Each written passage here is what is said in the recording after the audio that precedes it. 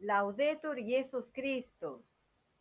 Queridos hermanos, hermosos los textos que vamos a ver hoy de este interior de Jesús y de María, del padre Juan Nicolás Gru, que estamos leyendo y comentando, tratando de transmitir la enseñanza espiritual que el padre Gru ha tenido la gracia de recibir y que en ese momento por escrito trataba de comunicarla a las almas buenas que quisiesen ir adelante en la vida de intimidad con el Señor.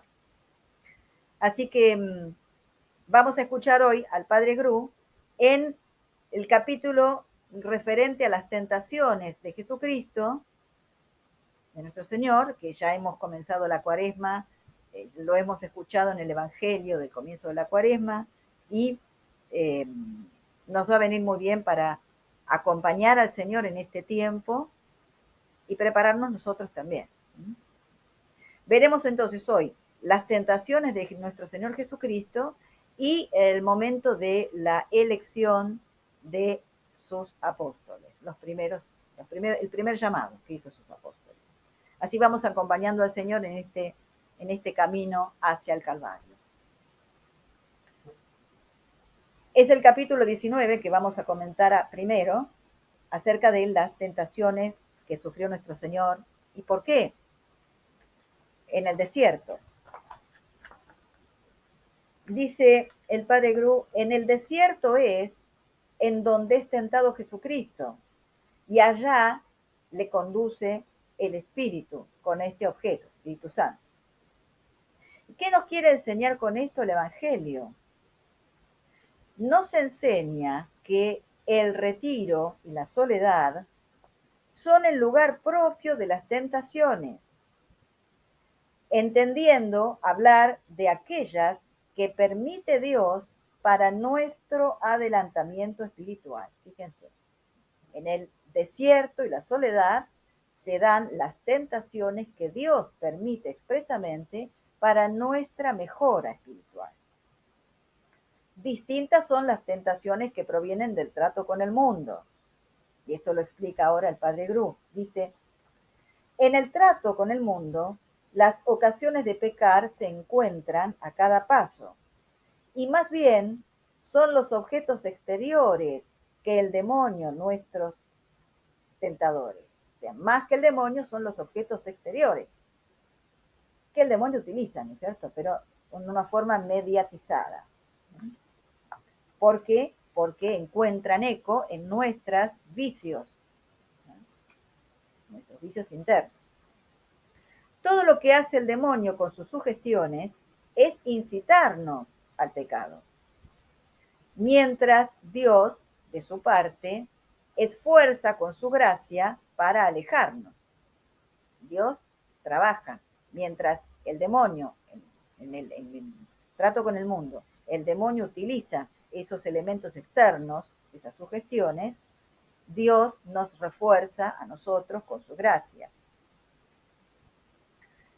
Dice el Padre Gru, así que estas tentaciones ni son de la voluntad de Dios, ni están en el orden de la providencia para nuestra salud.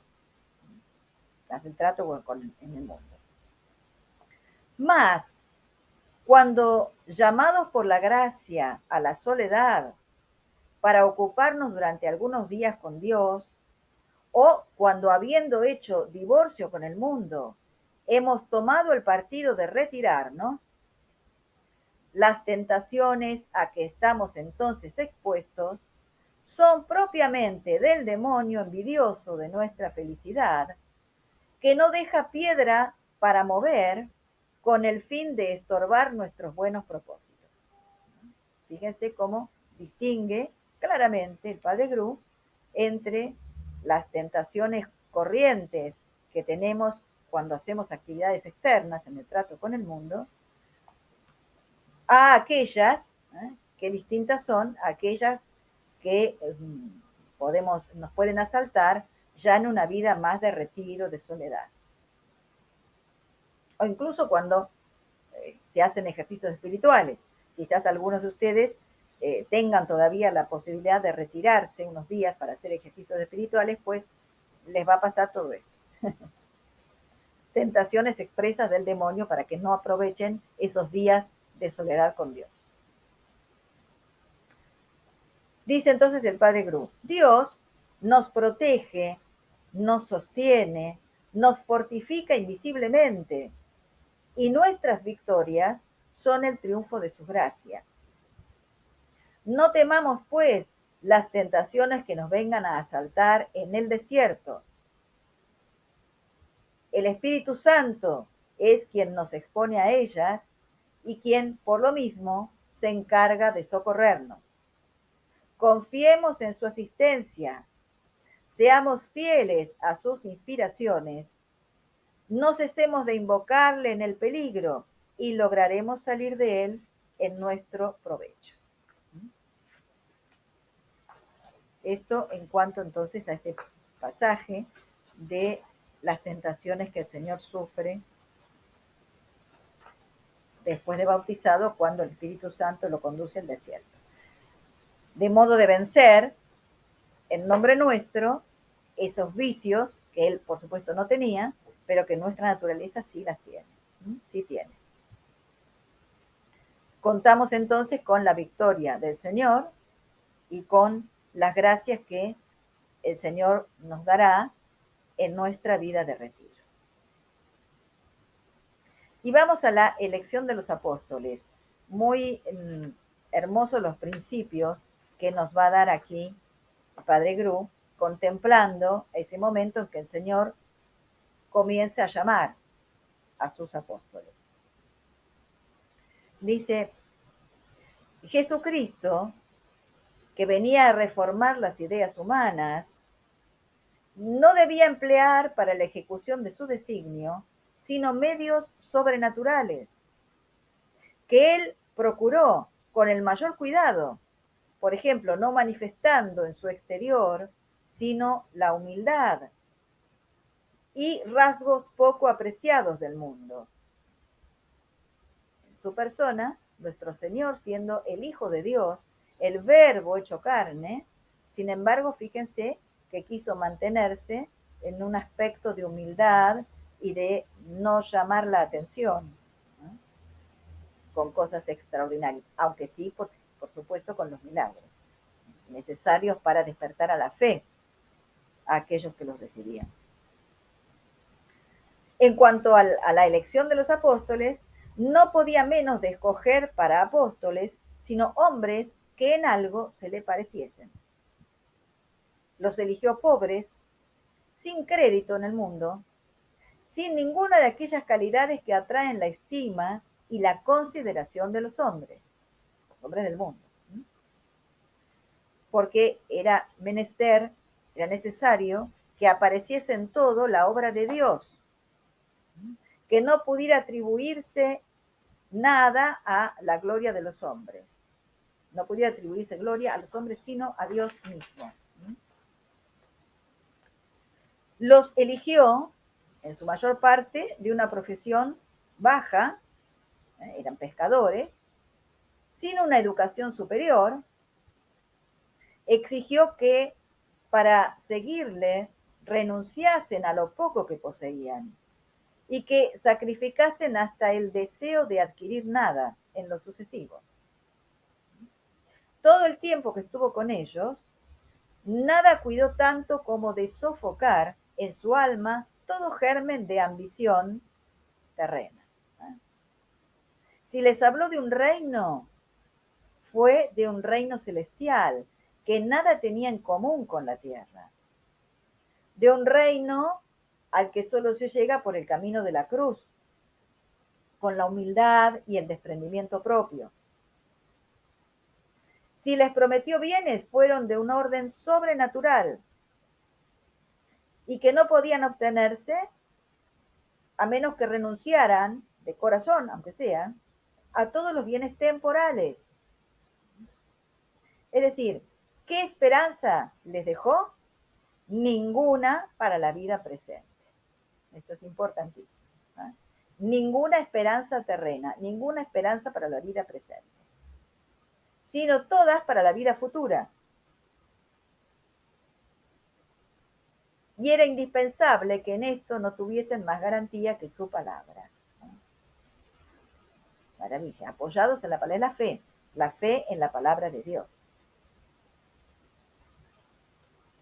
Antes de escogerlos, pasó toda la noche en oración con Dios y pidió y obtuvo para ellos, de su Padre, las gracias que les eran necesarias para cumplir con su misión, la misión que les iba a encomendar. Entonces dice el Padre Gru, cuánta enseñanza divina encontramos aquí. Cuando queremos contribuir a la obra de Dios, trabajar en la obra de Dios, empezada por Jesucristo, ¿cómo hacerlo? Y ante todo, queridos hermanos, hacerlo por medio de la abnegación y la humildad, sin apoyarnos en medios humanos, sin plantearnos grandes cosas, grandes métodos, confiando en la asistencia del Señor. Si tenemos talentos naturales o adquiridos, de los que podamos echar mano, hay que santificarlos, reconociendo que de Dios los tenemos y que a Dios debemos consagrarlos. Y pedir sobre todo los dones sobrenaturales, que son los que hacen toda la obra divina, y que Dios da a quien le place. Pedir esto sobre todo, jamás apoyarse en aquellas cosas que Dios nos haya dado en el orden natural. Y saber que, así como el Señor educó a sus apóstoles, así también nos educa a nosotros, sujetándonos a toda clase de cruces, humillaciones, sin esperar de la tierra nada, porque Él no prometió nada terreno a sus apóstoles, pues nosotros tampoco tenemos que esperar nada terreno. Solo contradicciones, persecuciones, desprecios, calumnias, a veces. Es decir, debemos tener los pensamientos del Evangelio. Plantearnos otra cosa es ir contra el Evangelio. Y aún siendo simplemente un discípulo de nuestro Señor Jesucristo, ¿podemos pertenecerle a Él sin ser humildes, desprendidos, estando muertos a nosotros mismos, sin llevar voluntariamente nuestra cruz? Él nos ha llamado a ser sus discípulos, debemos por lo tanto ser semejantes a Él.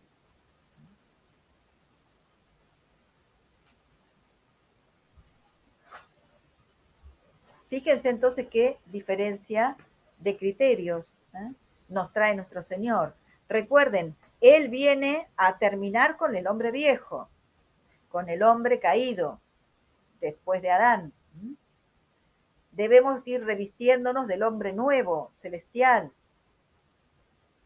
con los criterios que el Señor nos da, con su gracia, la mudanza de vida que debemos hacer.